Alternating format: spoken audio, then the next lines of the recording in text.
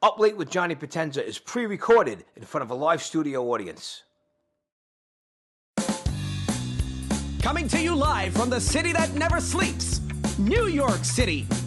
It's Up Late with Johnny Potenza.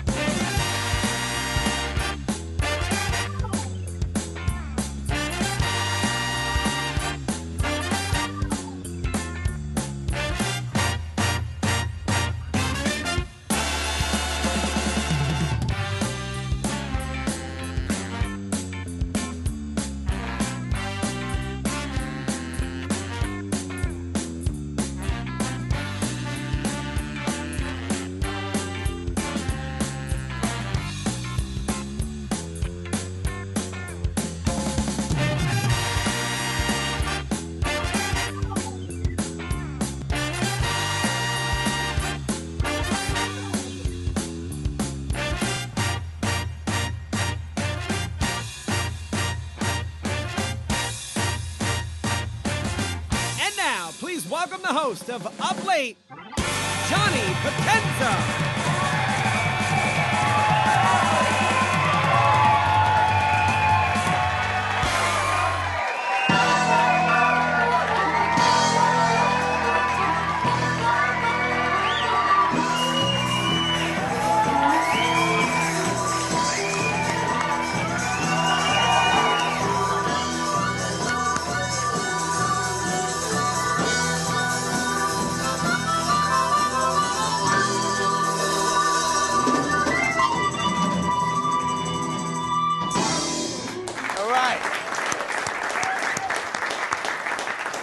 All right, I'm glad it ain't bingo night. Welcome to the Up Late Show. I'm Johnny Potenza. Thank you all for coming. Sorry he's had to wait around, but you know how it is.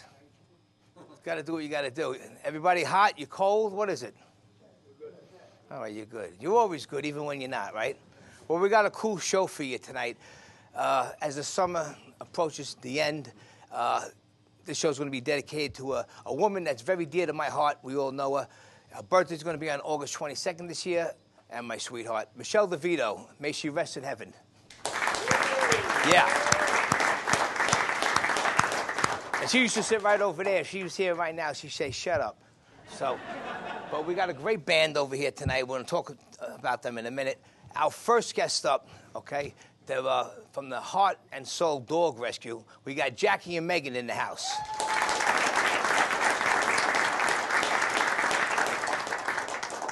Making a special pop-up appearance after he just invited himself on the show. He's an actor, he's an artist, and he's a screenwriter.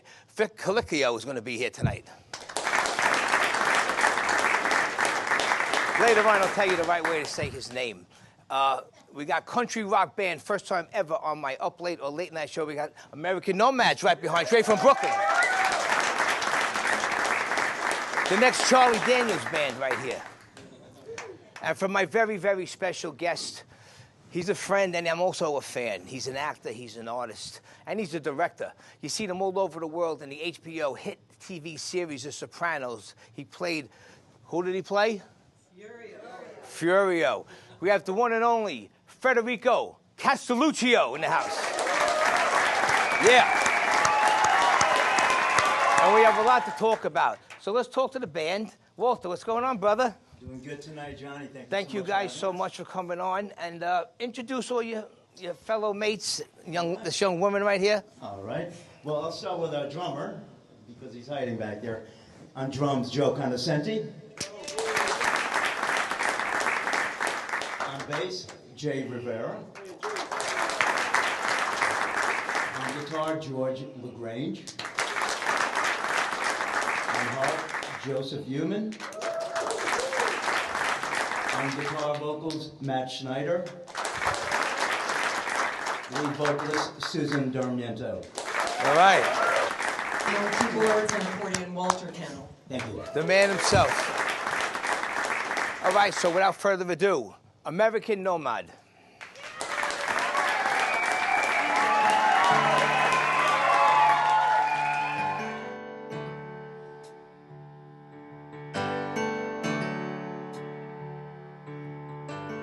Everybody wants something.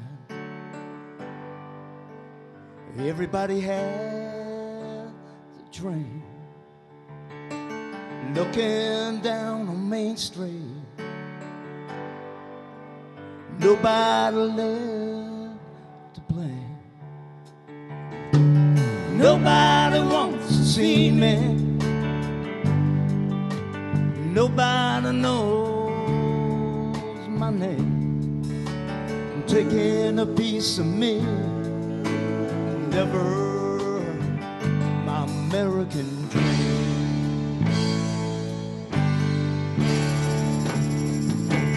I'm still free with my wings spread wide. I'm still free like the 4th of July. I'm still free with my head held high.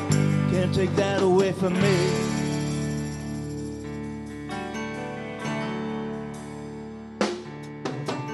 Driving my O'Kenny, saving every penny I can, praying to the good Lord. Sometimes in my only friend. Trouble always find me,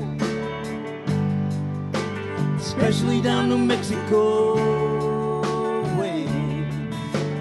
Taking a piece of me, never my American dream. I'm still free with my wings spread wide. I'm still free like the 4th of July. I'm still free with my head held high. Can't take that away from me.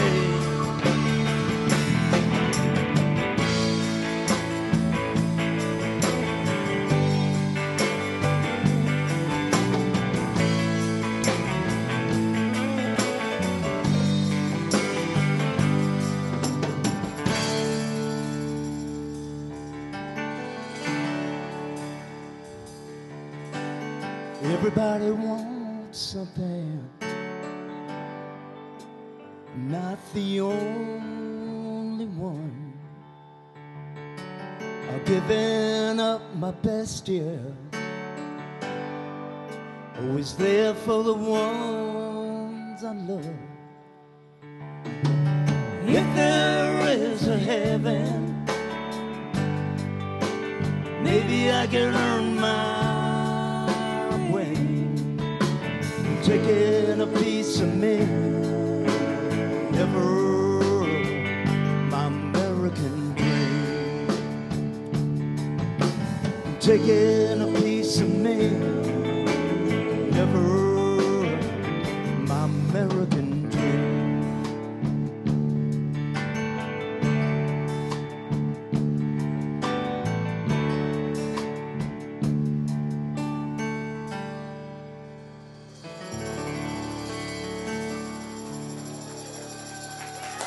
Thank you. Thank you so much.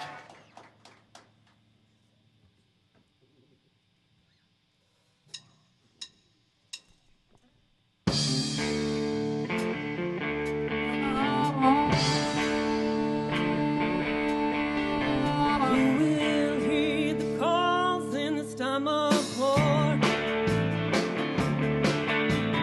Who will sleep alone when the darkness falls? And we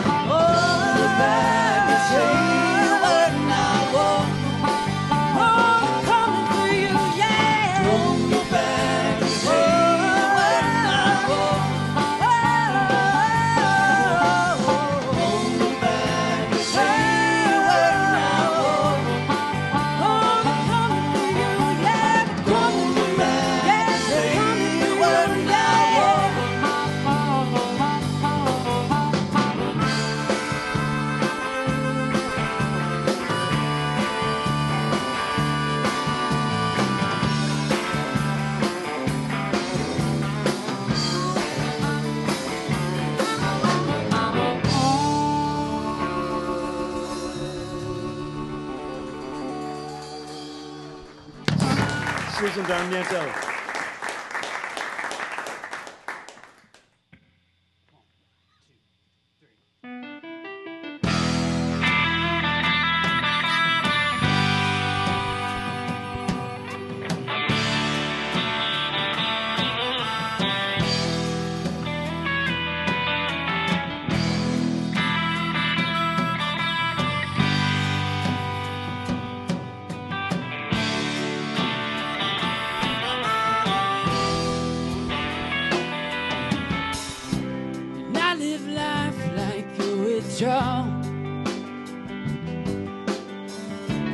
My face plastered on every wall. Too many lives I've stood on top. My feet are too heavy to stop. But I'm back in town. This cowboy won't stay down. Want it in the town. I want it all. Riding in with a bounty on my chin.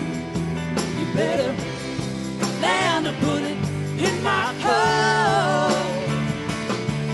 'Cause I'm wanted by so many more.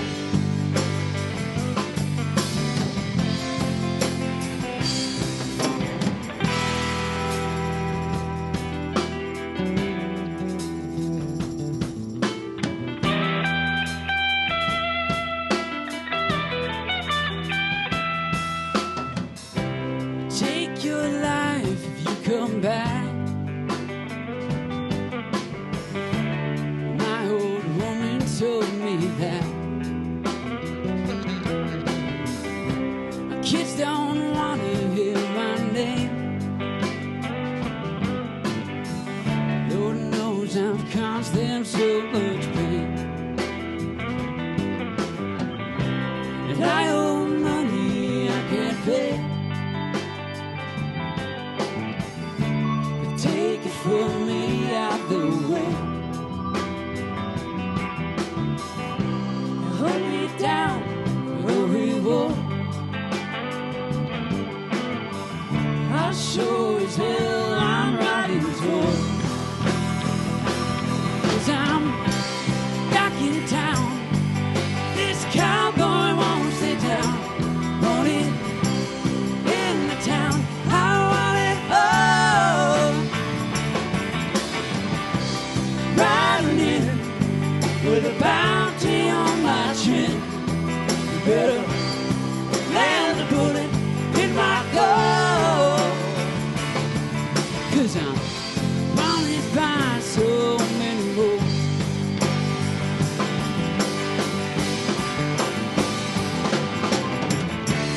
Tie the rope up, raise me up real high. The whole town wants to watch me.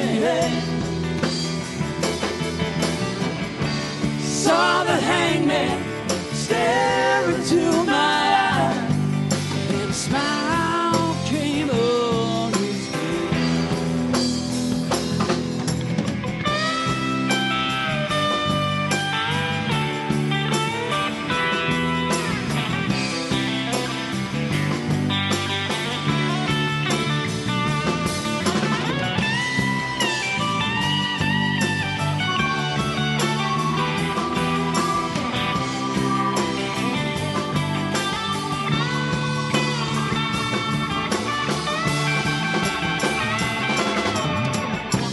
Back in town, this cowboy wants me down. Want it in the town. I want it all. Riding in with a bounty on my chin. You better land a bullet in my car. 'Cause I'm wanted by so many.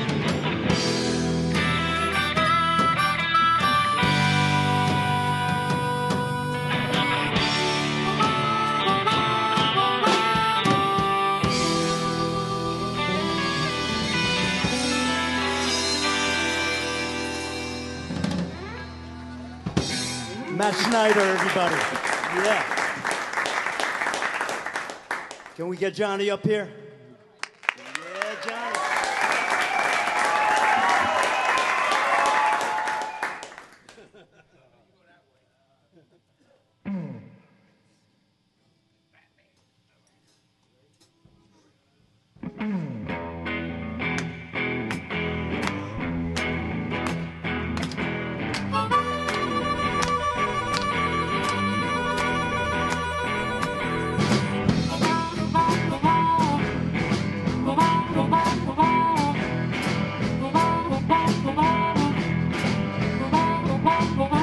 You need cooling, baby, I'm not fooling.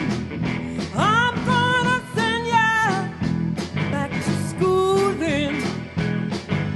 Way down inside, honey, you need it. I'm gonna give you my love. I'm gonna give you my love.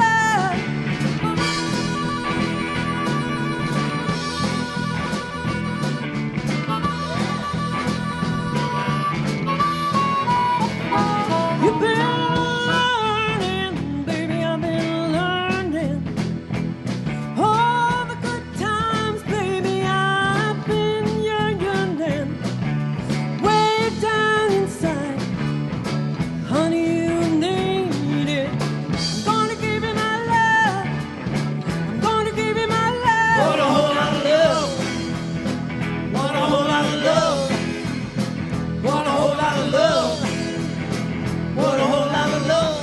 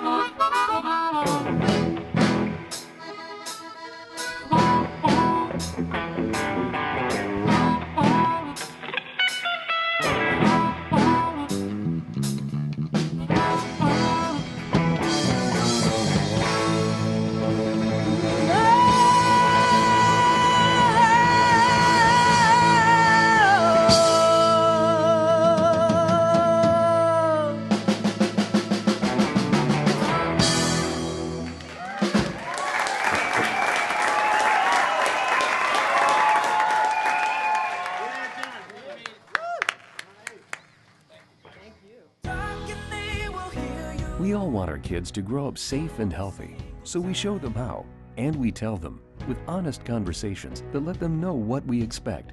That's especially important when it comes to alcohol and other drugs. Kids need to know the dangers and how to avoid them.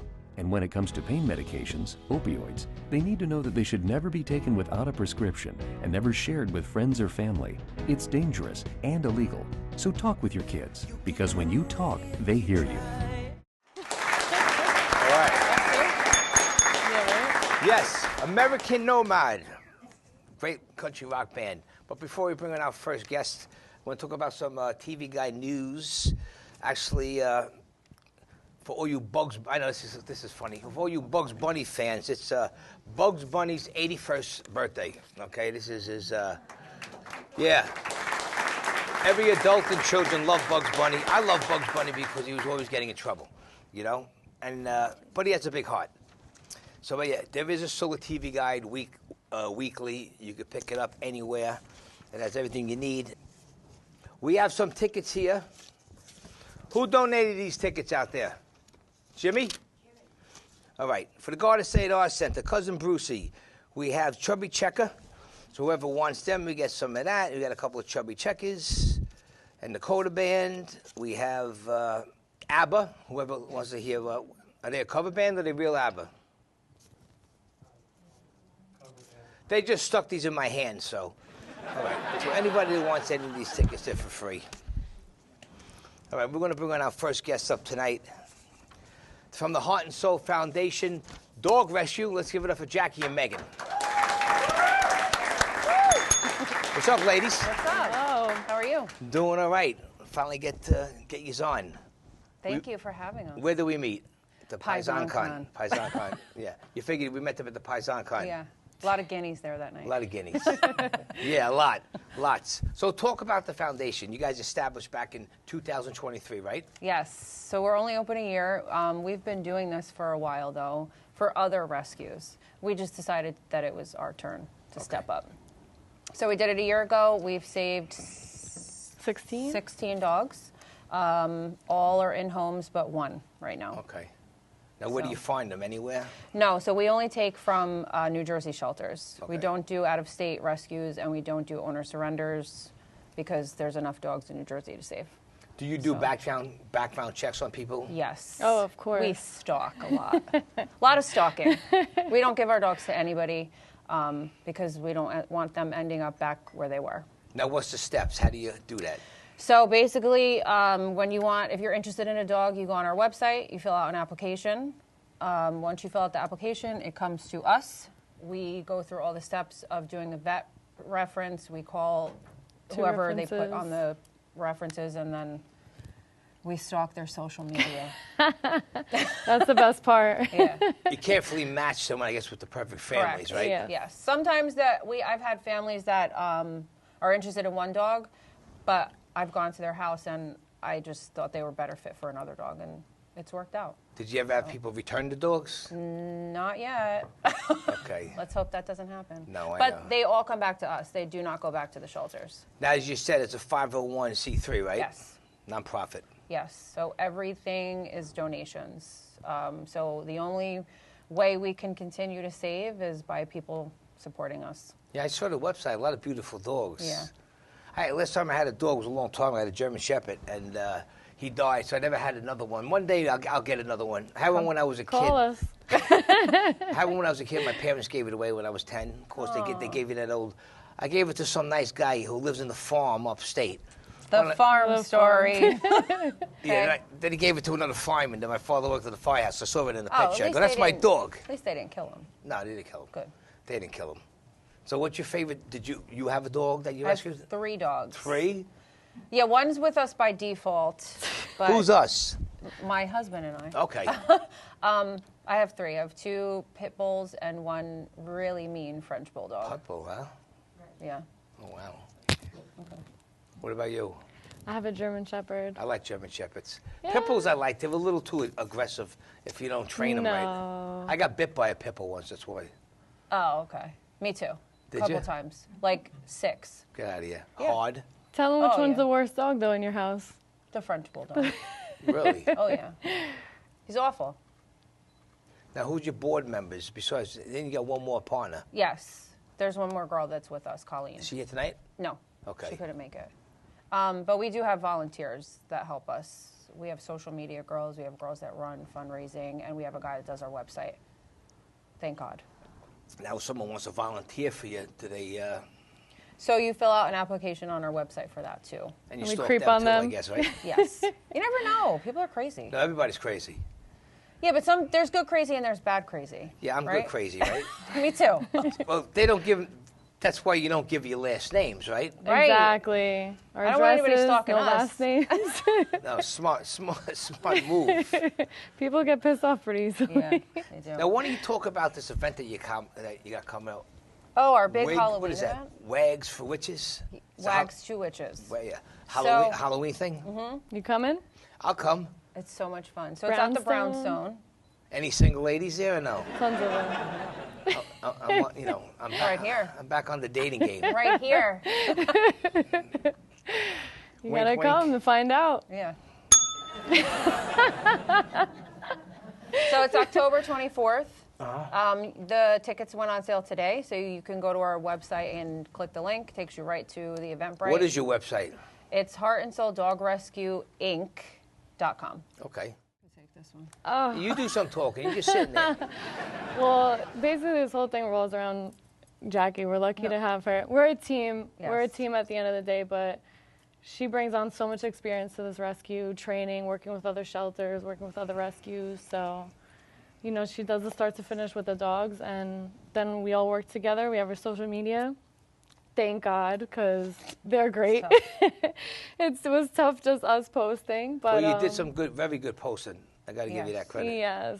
Well, our girl did Our that. girl we have. She's Melanie, fantastic. we can't take credit for that. She's our social media guru, we call her. Yes, she does the reels, the TikToks. And they make good money. She does it for free. Oh, yeah, you're lucky. I know. 'Cause they're expensive. I know. Yeah. Yeah, she volunteers for us, though. So you sell shirts, you sell bumper stickers, all that stuff, or what? So Bumper we're in the stickers. process of getting, what are we getting made? Those wine tumblers that you can Oh, put yeah. your drinks in and carry around with you wherever you go. Yes. Canvas bags, shirts. Dog collars Dog with collars. our logo. And something else. Oh, bags. Like Bags. shopping bags. Canvas bags. You're funny. But we take donations for the dogs, so. And where do you send the donations to? So everything's on your website, I guess, right? Yes. So we have Venmo, PayPal, Zelle. Yeah. And then you could also donate through social media, so either Instagram or Facebook. There's like that little donate button. Well, you know what I didn't target on about the mission when you include the rehabilitation Yes. and the training of the dogs? Yes. How does that work?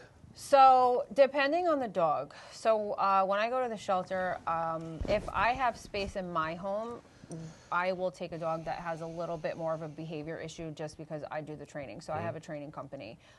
So if whatever the training may be, whether it has food guarding, toy guarding, if it's people aggressive, I don't usually take those, or dog reactive. We'll train it and then we'll set it out for a home.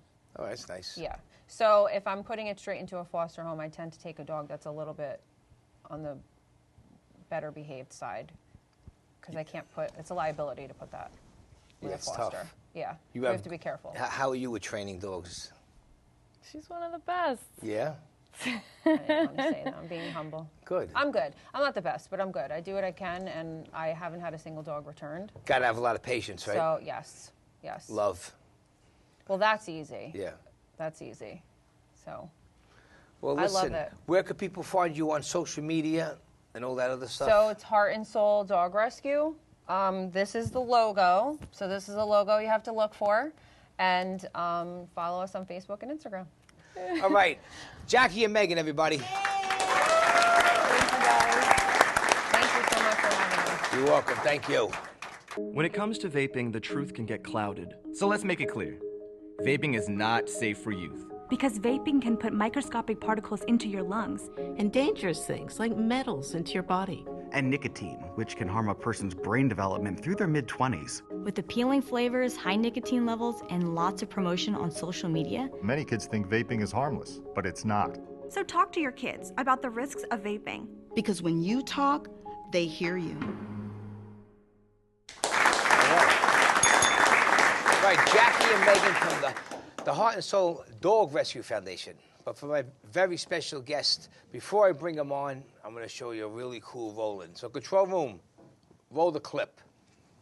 Io sono Furio Giunta. Oh, hey, how are you? Piacere. Piacere. This is the friend of ours, Sil, and me been talking to. Oh. This is Paulie. This is Christopher. Ciao.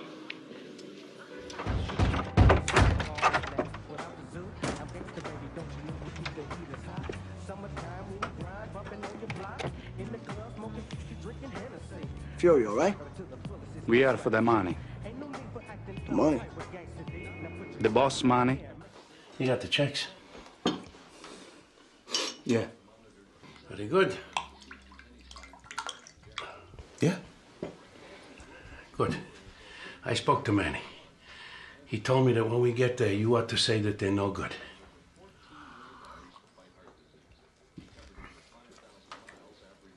What? The checks are no good. Why the fuck would I do that? So Manny can make another 60 grand. If I say the checks are no good, Buster's dead. Like cooked. Like in the fucking oven. Jesus Christ, Benny. He's not gonna kill him. He just wants to scare the shit out of him. Yeah, there you have it.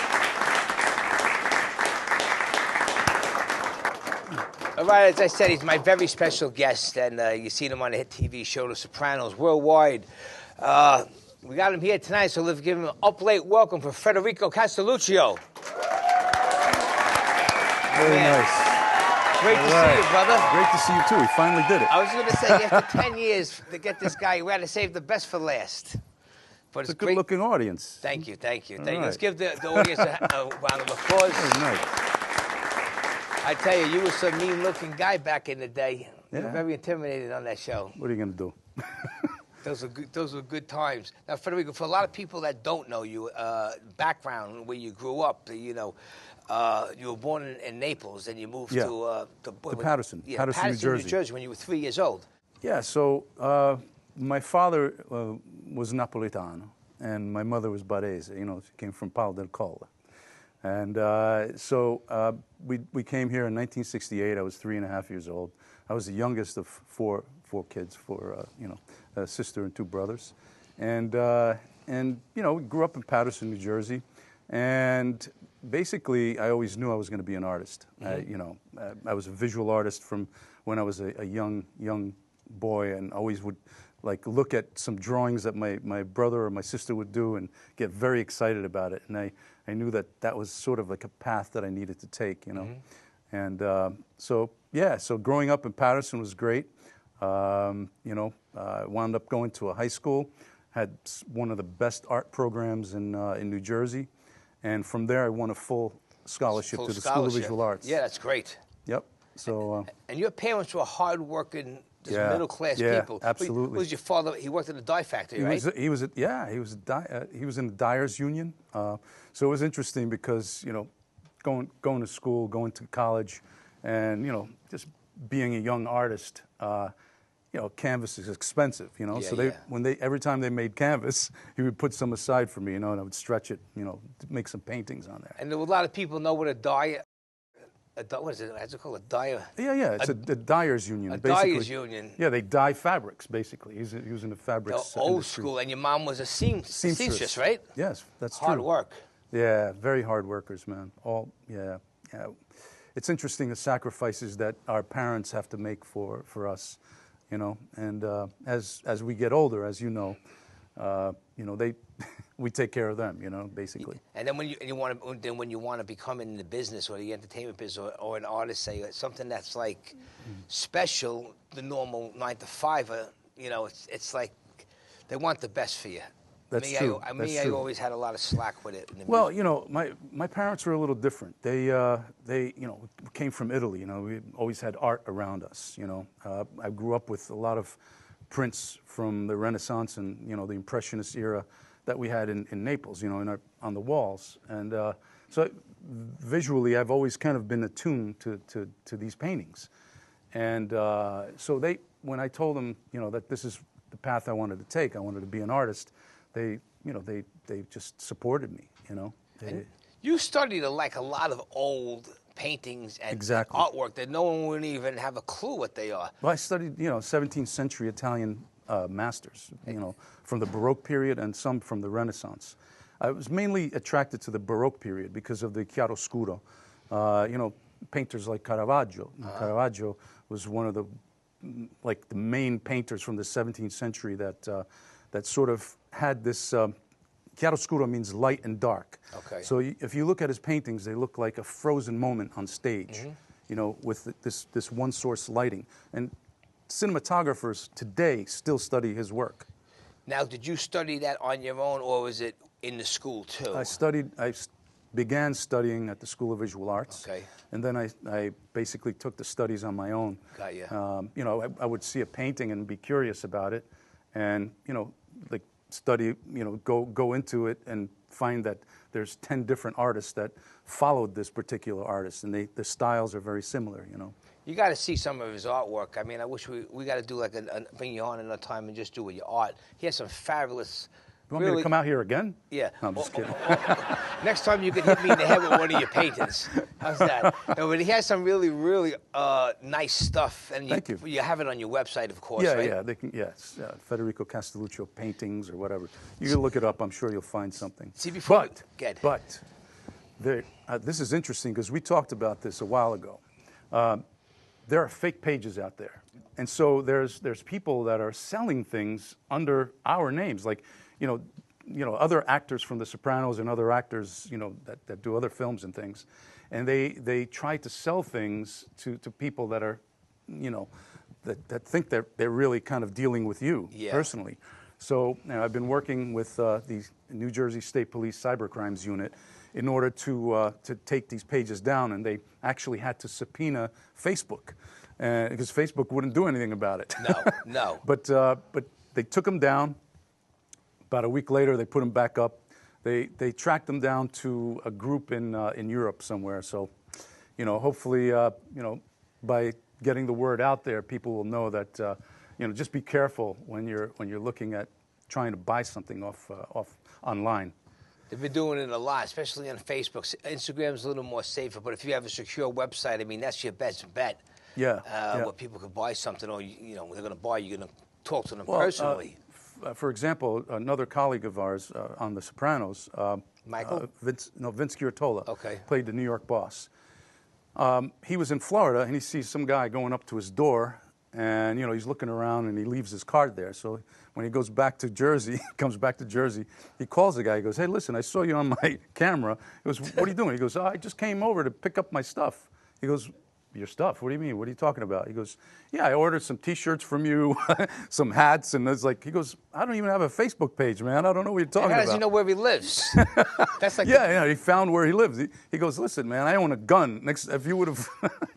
Anyway. And he's just like he is in his character, Johnny Sack. Yeah, Johnny Sack, exactly. Hilarious. Now, before we get into the acting career, how you went into it, I want to bring this up without getting too much into detail. Yeah, sure. Federico discovered a real famous painting that was a real old painting. Why don't you tell everybody about that? Well, I was in Germany visiting Yvonne, which was my girlfriend at the time, wife now. She was just showing me around where she grew up, and we went to a couple museums.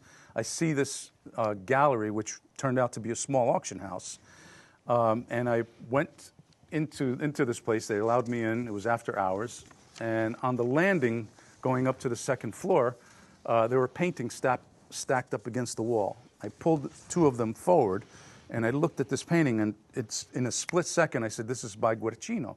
Now, Guercino was a 17th century painter from Bologna, and his dates were 1591 to 1666. Wow. Basically, this was a lost masterpiece, and it was the subject was of Saint Sebastian.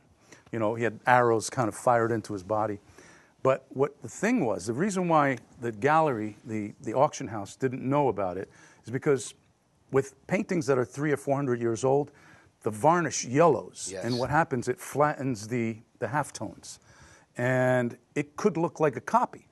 But being that I've been a collector for, 30 years now of 17th century masterworks, I was able to look at the original and look beyond the overpaint and beyond the yellowing varnish. And basically, I realized that in that moment that was the masterpiece. What was that feeling you felt? It was incredible. Inside? It was You were incredible. probably like you found a pot of gold. Yeah, basically, that's pretty much it. Yeah, because those paintings go for sometimes in the millions. Yeah, but that's some talent. I mean, you got some eye. I mean, especially that's crazy. Yeah, well, the thing is that with this particular painter, when I was studying at the School of Visual Arts, they send you to the museums to do papers.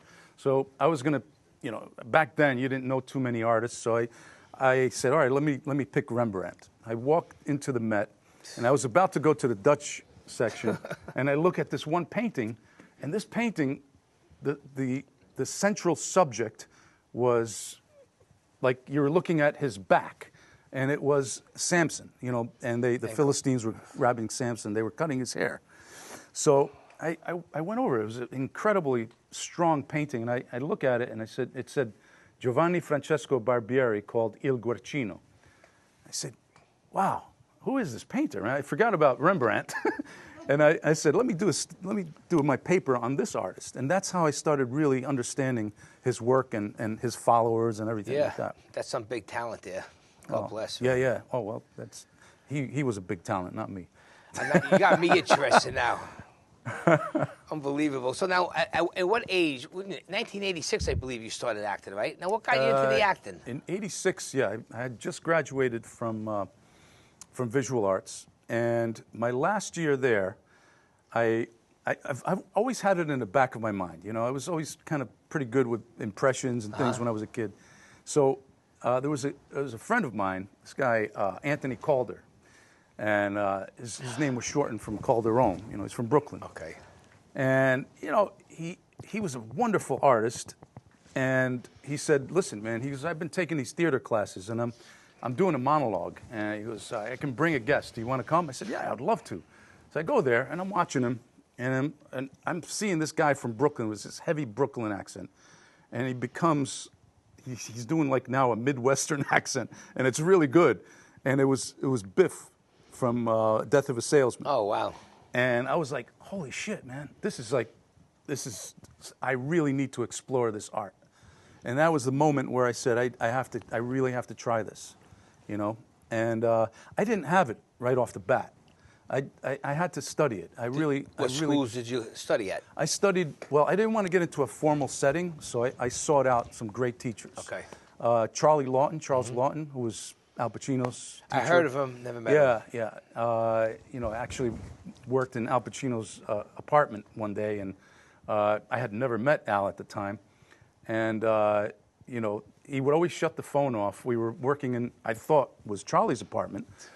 And the phone rang, and I was sitting next to it. He goes, "Could you answer that, Federico?" I said, "All right, hello?" He's like, "Is Charlie there?" And the voice sounded vaguely familiar. I said, "Charlie, yeah, he's here. He's with, you know, we're in the class."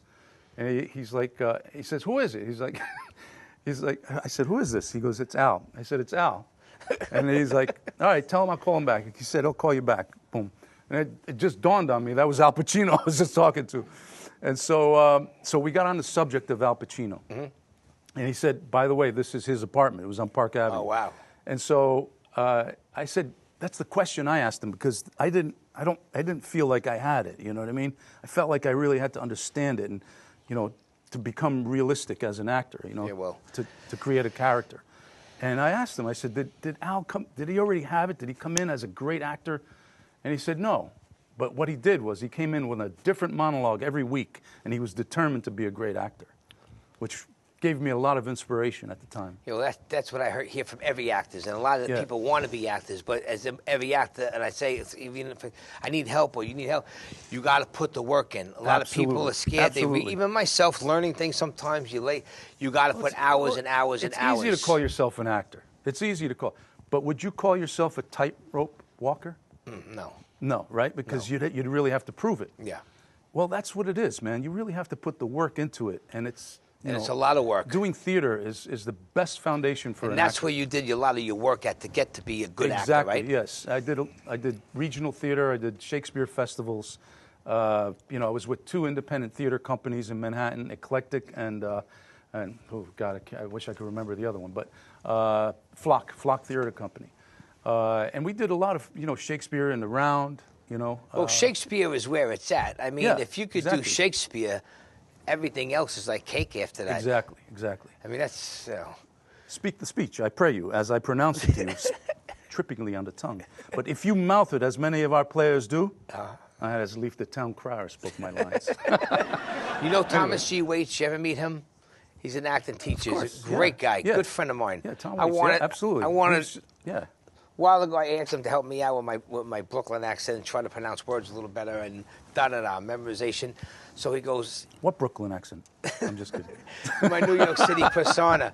So he goes, "I'm gonna make you read Shakespeare." Like, and then my whole body I thought someone died. And I remember going back to the house, and it's like, yeah. He goes, he wants me to learn Shakespeare. He goes, "You're the only one that can mess up the Shakespeare language." You know, but I kind of got intimidated by it.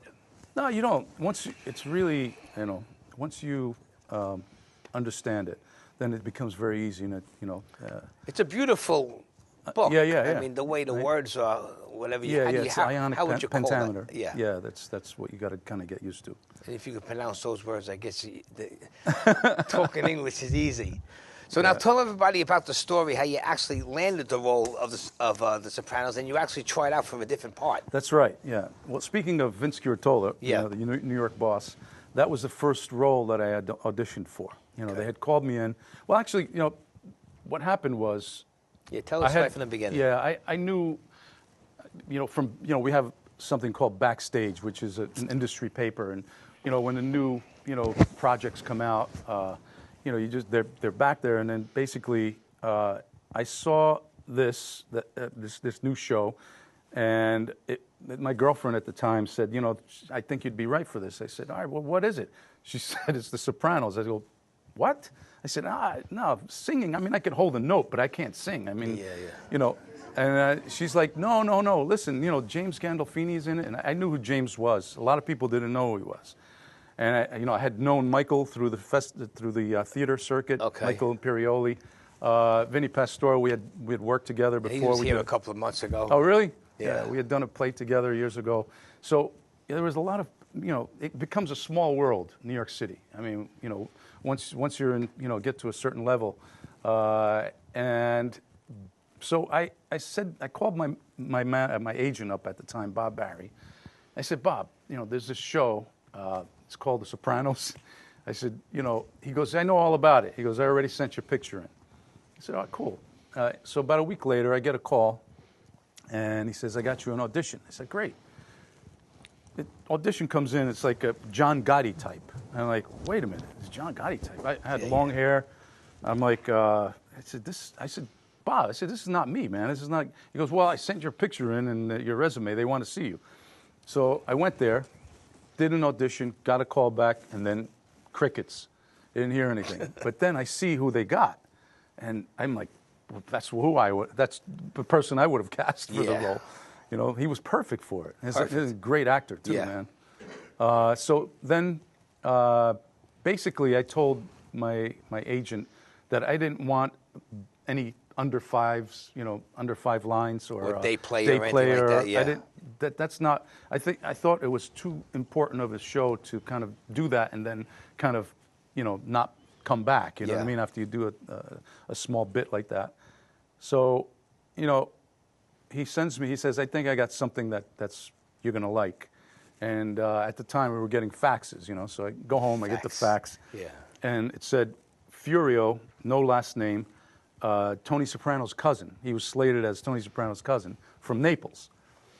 So one of the requirements was that you had to speak Italian fluently and have a convincing Italian accent.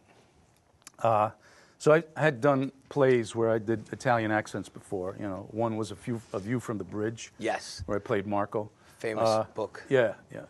And so I went in, did the audition for Mary Clay Boland. She was working with Georgianne Walken. And she shut the camera off and said, Federico, thank you. That was like a breath of fresh air. And I'm like, I've never heard that one before. I guess that's a good sign. And so by the time I went home, back to Jersey, we used to have like a New York City number. You know, if you lived in Jersey, they didn't want to call to Jersey, so you have this New York number. I call in, and my agent was on there and said, listen, you know, they showed the tape to the producers, and they want to read you. Mm-hmm. And so I had 2 auditions after that.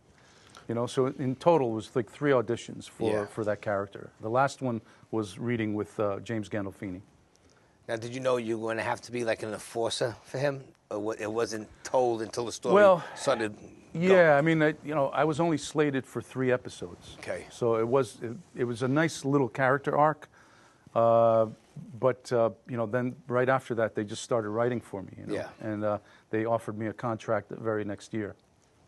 Yeah, that was when you came on the show. It gave a little more violence to the show. Italianismo. Your scenes were good. Yeah, so thank you. You got to see. I mean, of course, you saw The Sopranos. You saw him in action, right? Thank you. I liked when you went into the massage parlor. There were a lot of funny parts. Yeah, you know, you did. There's an interesting story there because that day was my very first day on the set. Because we shot out of sequence. You know, that's when Furio is in New York, is in New Jersey. Prior to that, you know, you see me for the first time in Italy, in Naples, which you probably just saw before in that intro.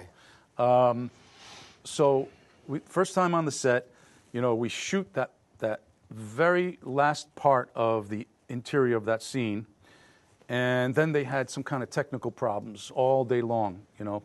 It was about 2:30, 3 o'clock in the morning, something like that, and they finally come in and say, okay, we're going to shoot the beginning of that scene. Oh, wow. Where, you know, I'm in the car, go out, you know, he gives me the bat, you know, Tony Soprano gives Furio the bat, and he goes in, he does all this stuff. You know, when we rehearsed it earlier in the day, the line producer comes over, and she was the script supervisor, excuse me.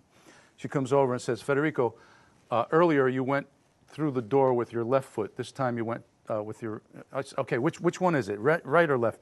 She told me which one it was. I said, okay, that's what I'll use. If there's anything else that you need me to put in this, because there's one shot. It was one continuous shot all the way to when I kicked that door open. Yeah. And so we did the shot. They say, check the gate, right? They want to see if the gate was fine. And basically they just exploded and, you know, said, everybody was like so happy that it was over. The day was over, you know. Like 3:30 in the morning. A lot of those scenes was on their end, were there stunt doubles that were getting hit, or were they? No, they always had a stunt double for me, but I always said, you know, I'm doing my own stunts. Not even for you. I meant not even mean you. I meant for like the guy who you hit him in the hand and then you crack the leg.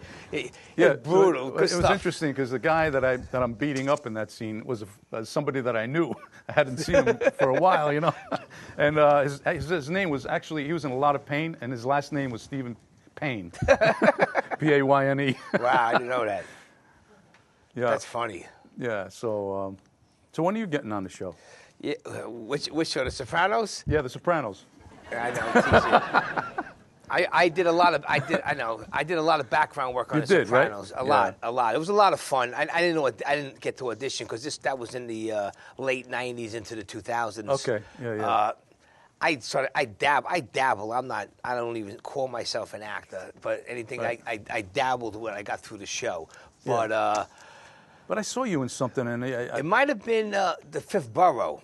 Maybe that's what it was. And you were very natural. I was very good in it. That I had a little part in it. Thank you. I'm not kissing ass. I'm just saying that he was very good. Yeah, because we were trying to think, because I didn't do that many things, and everything I did was small. It was only a couple of minutes. The thing is that it was small, but it was real. I appreciate it. You know, and you did a good job. I would love to get into it, but yeah. Yeah. I would love to get into acting, but as I told you when we talked, I spent half my life in the music business, and then once I was done, I was like starting my life over financially again. Sure. And at my age now, I can't, like, this makes me breathe enough where I could do it and work. If this is in the cards one day and this thing gets to another level and I'm making money and I have a platform and I'm able to do that, I would love to get into acting because then I could do it. Yeah. Then this would be my job, and then I could do the acting and go to classes. I get offered all the time to go to classes, but I know I couldn't give it 100%. If you can't give it 110%, you don't do it. Yeah, exactly. That's exactly right. Yeah, there is a natural ability that I saw on screen that you have, but you know, if you studied a little further, then you could do, like, you know, you really should study. You should do scene study, where you're working off another actor. Okay. You know, yeah. In time. Yeah. One thing at a time. As I said, you really got to put the time into it. Yep. You know, because if I lived on that dream, and by the time I'll be in my 60s and 70s, and I'll be broke, I'll be living in the Salvation Army. But now I asked everybody who was on The Sopranos, and then I know you were very tight with James Gandolfini. Sure. Yep. Give us like one of your favorite memories of him. Well, I mean, I think there's a lot of great stories, but the story I just mentioned before about, you know, taking all day long. We finished at 3:30 in the morning. Everybody was exhausted. He was standing outside in front of us, you know, on the street, and I was there, and I didn't really kind of get a chance to talk to him ever since we did that, you know, kind of audition together. It was more like a screen test, actually, and so I went over to him and I said, James, I just want to say. He goes, just call me Jim. I said, I just want to tell you that, I've been following your work for a long time, I saw you in Black Box Theater, in Tarantulas Dancing, and on Broadway. He goes, wait a minute. He goes, you're following my work? I said, yeah. I saw you, a lot of supporting roles that you did, and I said, it's just an honor to work with you. I just want to tell you that. And he's just, this told me everything that I needed to know about this guy. Extremely humble. And he says, wow. He goes, well, listen, it's a pleasure working with you too. And it was so nice for him to say that. But there was this one time, once The Sopranos, The Sopranos was just a hit the first year, and the second year it was that much more difficult to get in as an actor. Everybody wanted to be on that show. Everybody. So we were doing a lot of appearances at the time. And so we went to a casino. There was a lot of us, like a major group, like a lot of the main actors, basically. And Tony Sirico would always have this one guy with him, right? Tony Sirico, I guess the guy drove him around, but he was always like really dapper. He was always in like a double-breasted suit. His hair was blonde, handsome guy, big guy, looked like a bodyguard. He was always like, straight-laced and everything. So we went to this casino, right? And we had a green room. And so after we were signing certain things, and we would kind of go back into the green room. So I walk in. It's my turn to come into the green room, and they had this long table of food on there, right? And there was this huge pot of spaghetti. It was spaghetti sauce and everything. So basically, I walk in and I see everybody looking towards this table, and I see Lorraine Bracco's there. She's got a cigarette and she's looking. It was like a theatrical moment. This guy that's always like straight laced, and he was completely shit-faced drunk, and he was like reaching over to the middle of the table, like for the spaghetti. The spaghetti was like dripping all over. He had it all over his shirt, and he was eating the spaghetti, and I was like, oh my God, this is like theater, man. and all of a sudden, Gandolfini walks in. He's like, what the fuck's going on here? He's like, I said, this guy's gonna lose it, man. This guy's gonna throw up all over him. He says, let's get him out of here. So I grabbed one arm. It's a big dude. So I said, where's your room, man? Where's your room? He goes, he tells us the room. So we have another guy that's coming with us, a security guy. So we go up to the room and we're trying to freaking key. I said, man, you sure this is your room? He goes, yeah. He's like this, we grab him both arms. All of a sudden, some guy opens the door. He goes, hey, what the hell? Furio? Like Tony Soprano? What the hell? And the guy's got all tomato sauce all over him. It looked like we beat the shit out of this guy. But anyway, That's funny. It was the same number, but the wrong floor, basically. So what'd you do with him? Just leave him there? No, we took him to his room, threw him on the bed. You're a good guy. That's a good story. Uncensored. You heard it first, right here. No, I heard he had a heart of gold. Looked after all you guys, right? He did, man. He really cared about us. It was just a wonderful experience altogether, working with consummate actors like Edie Falco and, Dominic Canese, right? Yeah. Nancy Marchand, it was great. That's why you never know, life is short, right? Sorry? Life is short. We never know. Life is short. You just never know. And I really have to thank David Chase for taking a shot on an unknown at the time. I was knocking around for 10, 12 years prior to getting The Sopranos, but and of course HBO. They were great, man. It was a really awesome experience. Your night changed like this overnight, right? Once you got on that show, it was crazy. Night and day. The very next day that my character appeared on The Sopranos, I was with my cousin. I was delivering a painting into New York City, and I'm stopped at the light, and all of a sudden this guy is staring at me, and my cousin says, "You know this guy?" I said, "No," and the guy is going like this. I'm like saying, "What the fuck? I don't know who this guy is, man." It didn't even dawn on me that he but it just snowballed from there. Well, Sopranos are going to go down in history. It's going to be around forever, right, everybody? Yeah. I mean, besides The Sopranos, Goodfellas, The Godfather, I mean, all of them. Yeah, it falls right in that. Yeah, in that. I think I watched them so many times, and just growing up in the neighborhood made me a little like the way I am. Spostat. Yes, Stunad. So listen, before we bring on our special friend, you're also a director.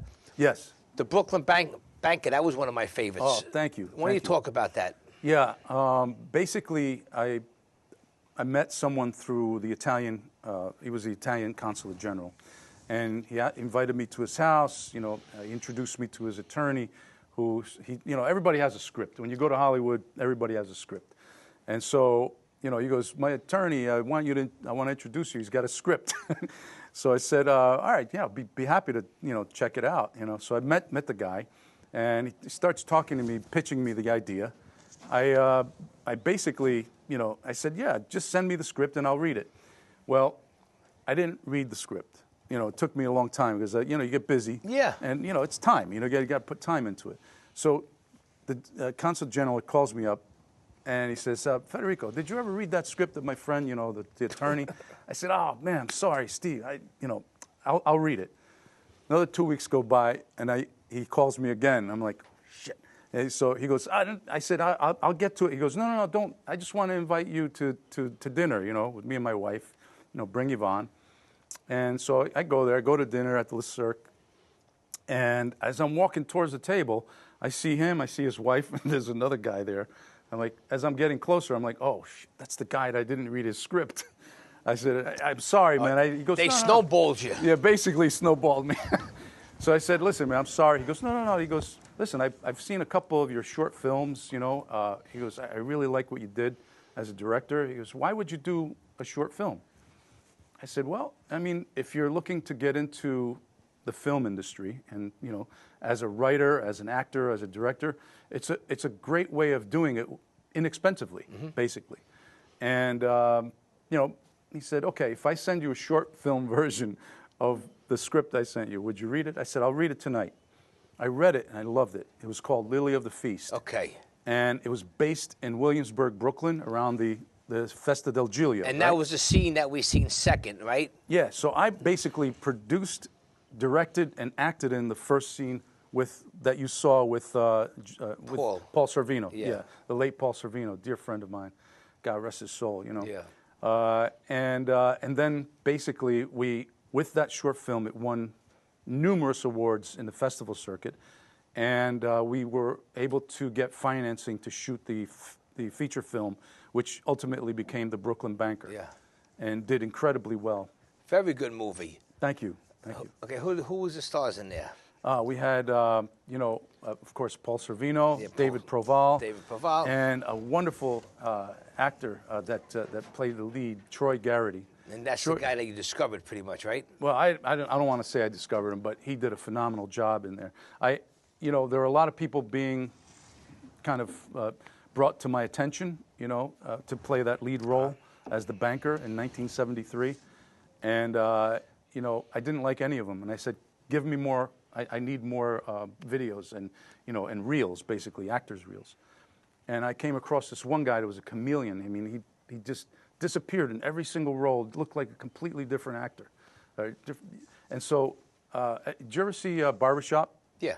Well, he was the white guy in Barbershop. Oh, was he? And he's the same guy that played the lead in my film. You would never put those two guys together. And then you put some of the other guys that were in the Sopranos. Yeah, that's right. Yep. Yeah, Arthur Nescarella. John Bianco. Arthur Nescarella.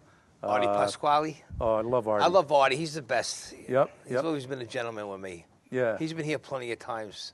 Yeah. That's great. Good man. Oh, yep. Well, very listen, good guy. I wish you the best of luck with all this stuff. Any future projects besides this right now? Yeah, sure. I'm in a film called Cabrini. Okay. That's I've got some scenes in that, which has done it's been in the theaters for a while. Now I guess it's on the platforms. Okay. And then there's also another film that I just recently did. It's called Don Q. Yes. With Armand Asante. I didn't get to see that yet. Oh, it's a good film. They're working on Don Q 2. So that's coming up. And it's all about, people always ask me, what's the hardest thing about making a film? Financing. Everything. You know what I mean? Everything. That's the first part. Financing is the hardest I part. mean, look at the big finance I got right here, my set right here. Hey, man, you know, This you thing came is a long way from those cheap curtains, man. Oh, yeah, forget about it. Why does someone go in the back and get our friend, the one who's dressed like a hippie from Soho, and bring him up here? But, yeah, listen, the only thing we could do is try. Yeah, it's true. All right, everybody, here we go. Vic Colicchio. What's going on? Colicchio. You got me so confused. Well, you got my name wrong so many times. I had to change it just so you don't look. Move over a little next to Federico. How you doing, pal? We got a snake over here. I gotta hold it? No. We got to give you a little clip over there. Yeah, I'll give you a clip. What's my name? Vic. What's my name? Colicchio. There it is. Did you see that boxing match with Ali and the guy that couldn't pronounce his name right? That's all right. Kept hitting him. What's my name? Vic's an actor. He's an artist. He's a musician. Then he's a screenwriter. So I wish someone would have came up and clipped you. I'll come over there and clip you. How's that? You don't mind I have my bag with me, right? What is that? Is that a hair bag? No, I don't want to leave it in the green room. You know, that place is crawling with musicians. Oh, forget about it. There you go. Put it under here. Oh, wait here. Yeah. I'll just hold it. No, watch. So, Victor, talk to me. How'd you guys meet? It's funny, but we both had films at the Berks County Film Festival. Small little town in Pennsylvania. I had a house there. And it was a big deal. We were all over the newspapers, television. So the next day, you know, my daughter comes in the house and she says, Dad, my friends are on the porch. They want to ask you for an autograph. So I go out there. She's got all her little friends out there, you know, cute with the little pen. So I says, hey, would you girls like an autograph? Yeah. They go, yeah, can you get us Federico's autograph? I was like, oh, man, the ego from here down there. I said, does anybody want my autograph? And one girl says, yeah, can you sign one for me? Make it out to my mom? So that's how we met. Yeah, but I've been, like you followed James, I followed your work. I've seen you in so many things, playing so many characters. And I personally always had an appreciation for that style of acting where, you know, you always see the character, you never see the acting or the actor, always truthful, sincere, and honest, you know, and it's not it's not easy to do either, you know. No, we were just kind of like talking about that. It's just, you know, you take a set of words that you know nothing about, and you read it, and you get an idea, and you form an idea in your mind, and it's just like a blank canvas, you know. You kind of sketch it out, and as you keep, you know, revising it and sketching it, it becomes clearer and who this character is. Yeah. And what I love is doing the research like you love do. that, yeah. You know, we both come from the same, you know, cut from the same piece of wood as far as like, you know, our style of acting and studying it, studying the characters. Basically, you know, building a character Bible, a history of that character, and knowing who you were prior to you sitting in that moment. You know, and those are all very helpful things, man. So are you listening? Yeah, all right. I'm listening. Yeah, like when you walk into a scene, it's always important to know where your character was and what he did right before that scene. It gives you a little more thing. You know, I just finished playing a priest in Gravesend 3. Okay. With Talia Shire. She was lovely to work with. Oh, that's great. But I did the research. I mean, I'm the last person who knows anything about being a priest, you know. So I went to Mass twice a week for like over a month. The church didn't burn down when you went in there? You're going to burn down in a minute. No, I know, but no, it's, you know, I'm not the most devout Catholic, you know. You're a good man, though. But, thank you, appreciate that. You are. I went to Mass and I studied the mannerisms of priests and, you know, just to see how they hold themselves, how they talk. And I would wear a cross each time and I would ask the priest at the end, the Mass, you know, I feel funny wearing a cross that's not blessed. Can you bless it for me? Just because I wanted to see exactly how they did this when they blessed people. Yep. And that's how they did it. And, you know, and their mannerisms. But the thing is, you got to love what you're doing. And then it's not work. And if you love what you're doing, you're successful from when you first start, you know? And that's the whole thing right there. Yeah. I played a priest in Don Q. Oh, you but do? There's a catch to it. He was in his previous life, he was an adult film star. Okay. So, so that was a little an interesting take on it. Every time he saw a woman, you know, like from porno to priest. Last time Victor was on was when William Forsythe was on a while ago, and then me and Victor, because he's a musician, I brought him to one of the local clubs in my neighborhood. It was his open jam. So we went in there, we hung out, and you did an Elvis song, right? And we did some other song, but we tore the house down when we went in there. Yeah, it was a good song, Hard Headed Woman. With the Jimmy Mack Band, whoever knew, remember the Jimmy Mack Band. Those were fun times. That's great. It's giving us the time for. So anything else before we close out the show, Vic? No, you know. So just tell me, let's get this off the table now. Everybody, even John, everyone calls you Vic Colicchio, you know. Who's that puppet, the one that comes to life? Pinocchio, yeah. Yeah, you could say Pinocchio, but you can't say Colicchio, and they're spelled the same way. I know. Listen, my brain is shot. All right, take your drums and beat it. I will. So where can everybody find you guys online, Federico? Website for your paintings? Yeah, just my name, Federico Castelluccio Paintings, and real Federico Castelluccio on Instagram. Cool. But you know, on Instagram, I haven't put many paintings on there only because of this Facebook situation. Yeah. You know that you know they're the fake Facebook page. The website. Check out the website. You can see all his work there. It's really good. And what about you, Victy? I don't want people to find me. I got enough people looking for me as it is. You're a funny guy. You are a funny guy. That's why I like you pronounce my name wrong. That really confuses them. You really messed me up. He did it on purpose. His real name is Colicchio. Don't let him fool you. Well, guys, listen. Thank you. Listen, you know I love you guys. Respect you. And without my guests, I don't have a show. And everybody, let's give it up for the fellas. Thank you. All right, have a seat. All right, well, it's about that time we got to say our good nights and goodbye. I'd like to say special thanks to all our guests that came down here, our studio audience, my staff, my crew. We'd like to thank Paulie from Nucci's Restaurant for all the food they donated, Town Deli, and La Dolce's Bakery for all those great cookies that you have. If you want to be part of a member of the studio audience, just go to JohnnyPTV.com, Facebook, Instagram, and that's all I got to say. Get home safe. Thank you. Good night.